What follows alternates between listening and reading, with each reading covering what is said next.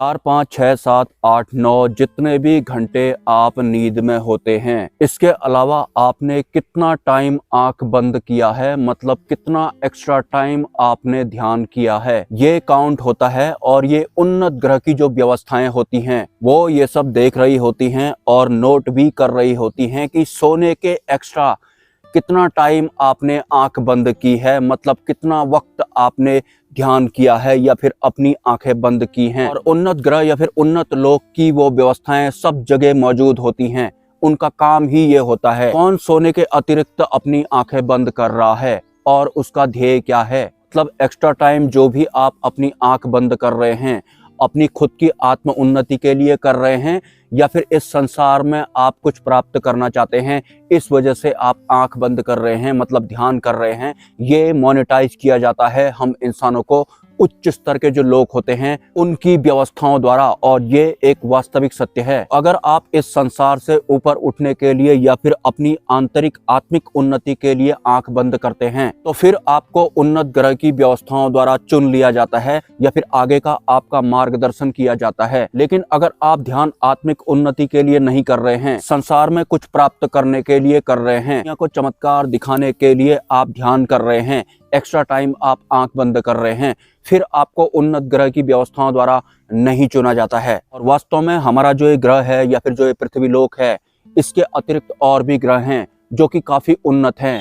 उन उन्नत ग्रहों में जो सत्ताएं सर्वाइव करती हैं, उनका काम ही ये होता है कि पृथ्वी लोक में क्या कोई साधक अपनी आत्मिक उन्नति के लिए आंखें बंद कर रहा है, वो वास्तव में उन्नत ग्रह का वासी बनने के लिए पात्रता रखता है या फिर अभी कई जन्मों तक को इसी पृथ्वी लोक में छटपटाने वाला है, ये वो देख रही होती हैं। जैसे ही उन्हें कोई उच्च स्तर का साधक मिल जाता है, फिर वो उनके द्वारा चुन लिया जाता है और उसके बाद उसकी आध्यात्मिक यात्रा में जो भी अनुभव या फिर अनुभूतियां उसे होती हैं वो अन्य साधकों की तुलना में अलग लेवल की होती हैं, उन्नत लेवल की होती हैं। अगर आप अपनी आत्मिक उन्नति के लिए अंतर्ध्यान नहीं करते हैं या फिर इसी संसार में आप माया वाले सुख वगैरह प्राप्त करना चाहते हैं, सिद्धियां प्राप्त करना चाहते हैं, ऐसे साधक को उन्नत ग्रह की व्यवस्थाएं नहीं चुनती हैं। मतलब टोटल मिलाकर के आपकी आध्यात्मिक यात्रा में आपकी खुद की आत्मिक उन्नति शामिल होनी चाहिए, मतलब सत्य मार्ग शामिल होना चाहिए या फिर सही दिशा शामिल होना चाहिए या फिर मोक्ष या फिर मुक्ति या फिर परमात्मा शामिल होना चाहिए, वास्तविक सत्य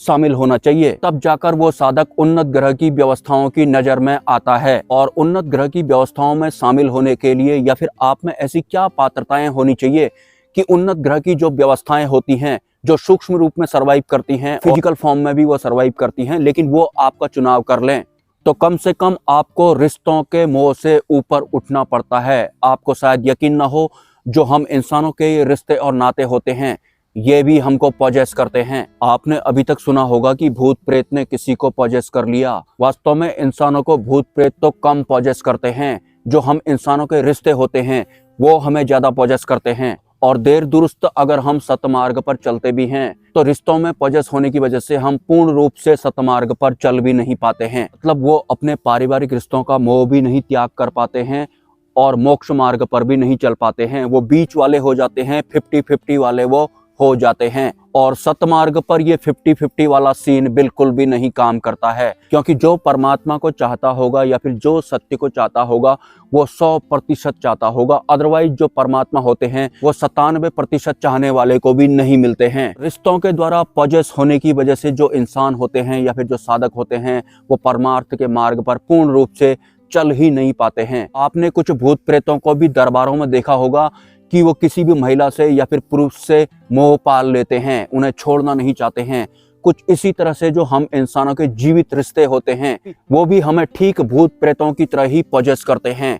हम उनके मोह से ऊपर उठ ही नहीं पाते हैं। वो रिश्ता कुछ भी हो सकता है, वो माँ बेटे का भी हो सकता है और बाप बेटे का भी हो सकता है, और जो भी रिश्ते चलते हैं उनमें से वो कोई भी हो सकता है।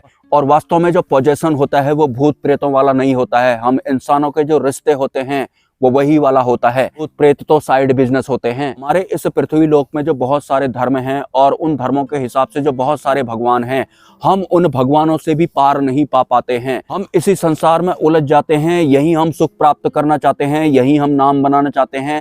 और भगवान की देर दुरुस्त अगर हमें याद आती भी है तो उनसे भी हम यही वाला सुख मांग रहे होते हैं। और जब तक हमें माया वाला या फिर इंद्रियों वाला सुख मिल रहा होता है तब तक हमें सत्य का आभास नहीं होता है, या फिर भगवान की याद नहीं आती है, या फिर परमात्मा की याद नहीं आती है। लेकिन एक वक्त ऐसा भी आता है कि जो माया वाला सुख होता है या फिर जो इंद्रियों वाला सुख होता है वो हमें चुभने लगता है, मतलब वो हमारे काम नहीं आ रहा होता है।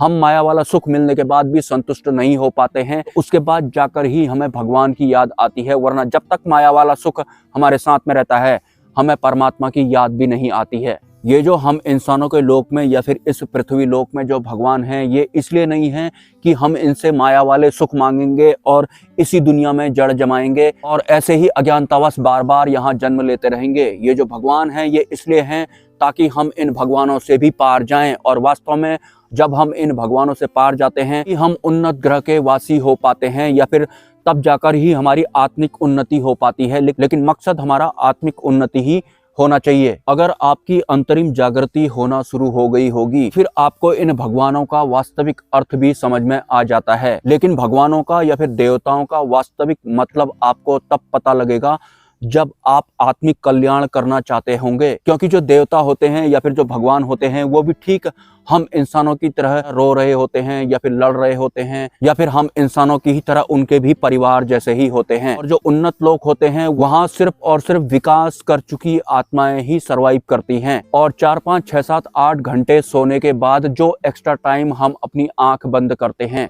जितना भी हम आत्ममंथन करते हैं या फिर अंतर्ध्यान करते हैं, अगर वो हमने इस संसार से ऊपर उठने के लिए किया है या फिर आत्म सिद्धि हेतु किया है या फिर स्वयं की सिद्धि हेतु किया है, तो उन्नत ग्रह की जो व्यवस्थाएं होती हैं वो हमारा चुनाव कर लेती हैं। लेकिन अगर हमारा संकल्प इसी संसार में रहना है, माया वाले सुख प्राप्त करना है, तो फिर अभी आपको ऐसे उन्नत ग्रह की व्यवस्थाओं द्वारा नहीं चुना जाएगा, और ये वास्तव में होता भी है।